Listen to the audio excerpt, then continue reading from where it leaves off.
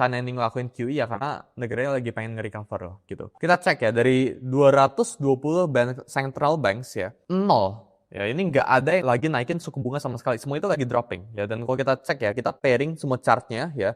Ini setiap kali terjadi ya, market crypto itu rally. Justru bayangkan itu lagi rate cut sekarang. Kita cek ya, Bitcoin ini berpotensi untuk ngikutin yang namanya itu global liquidity. Ya, jadi Bitcoin itu naik bukan gara-gara halving dan sebagainya. Aset prices ya, aset classes itu naik bukan gara-gara ada narasi-narasi ya, tapi simply gara-gara likuiditas di market tuh lagi add atau lagi slow gitu ya, lagi nambah atau lagi kurang gitu.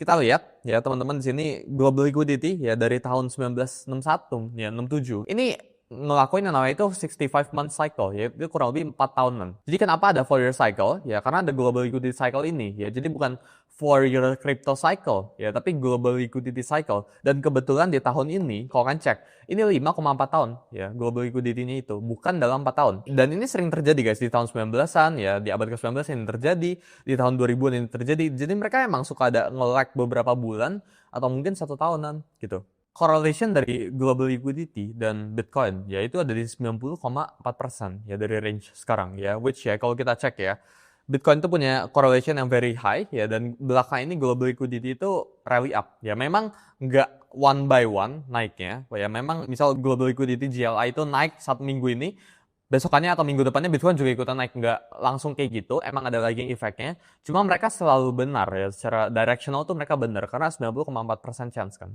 Kita juga lihat ya, global liquidity, yaitu punya correlation yang tinggi sama yang namanya itu altcoins market cap ya. Itu bisa cek di others ya, atau di total tree. Jadi menurut gua, dari range sekarang, kita lihat by makronya tadi udah kayak gitu, ya terusnya kita lihat by adoption rate-nya udah tinggi,